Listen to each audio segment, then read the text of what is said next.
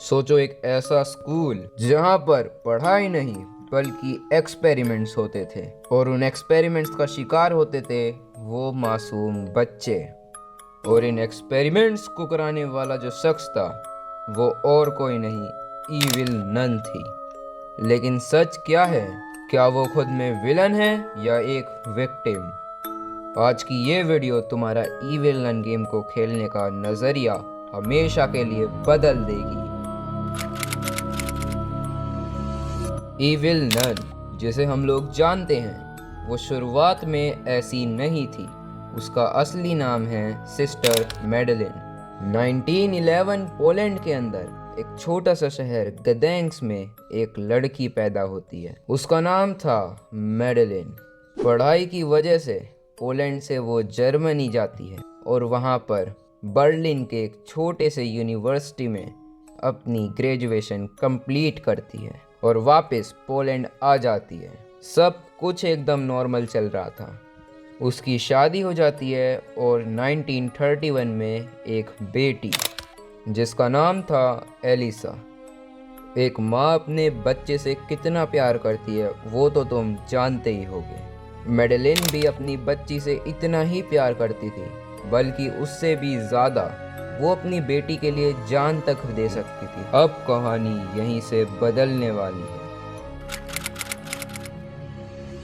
फिर आती है वो डेट जिस डेट ने मेडेलिन की जिंदगी को पूरी तरह से बदल दिया था। 17 मार्च 1938। इस वक्त दुनिया में वॉर का माहौल था। वर्ल्ड वॉर 2 चल रही थी और इसी दौरान मेडेलिन की बेटी की डेथ हो जाती है। और जब ये बात मेडेलिन को पता चलती है वो अंदर से टूट जाती है। मतलब सोचो, जिसके लिए उसकी बेटी ही सब कुछ थी वही उससे दूर हो जाए।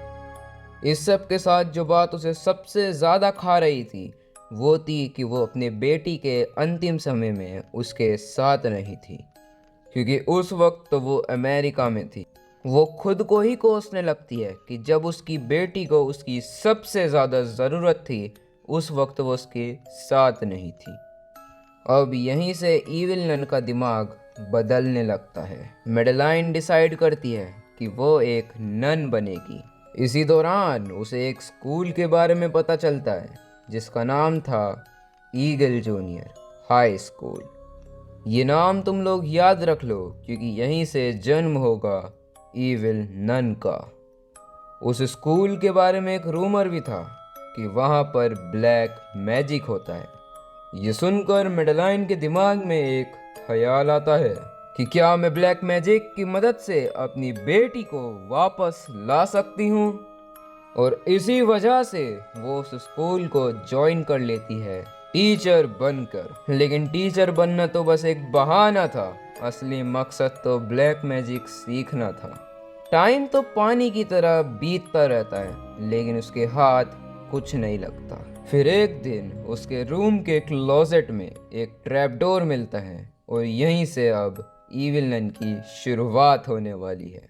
वो चुपचाप उस ट्रैपडोर से अंदर चली जाती है और वहाँ उसे मिलता है एक सीक्रेट रूम। उस रूम के अंदर थे रिचुअल्स और ब्लैक मैजिक की पावर। वो साइड में देखती है, वहाँ एक बुक पड़ी होती है जिसका नाम था अ बुक ऑफ रिचुअल्स।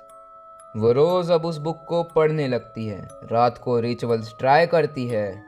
फिर एक दिन उसकी नज़र पड़ती है एक चैप्टर पर जिसका नाम था रिवाइव नॉन लिविंग बीइंग्स।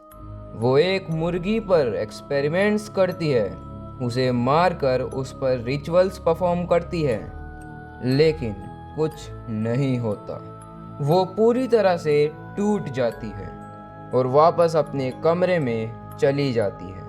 लेकिन अगले दिन जैसे ही वो उस जगह पर आती है वहाँ कोई रिचुअल का निशान नहीं था और थोड़ी ही दूर पर एक मुर्गी जिंदा खड़ी होती है।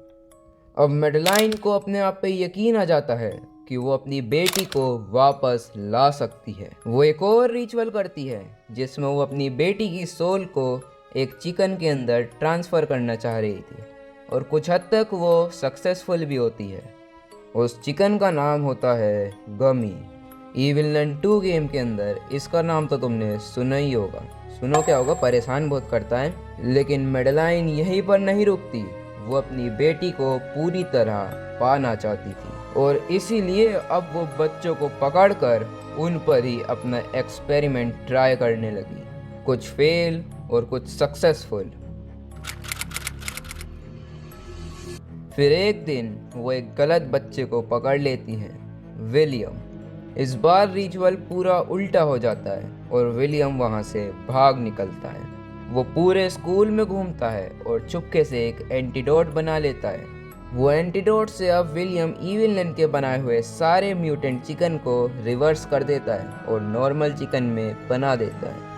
अब मेडेलाइन पूरी तरह से टूट जाती है, रोती है और कहती है अब मैं अपनी बेटी से कभी नहीं मिल पाऊंगी। तभी वहाँ आता है डेविल।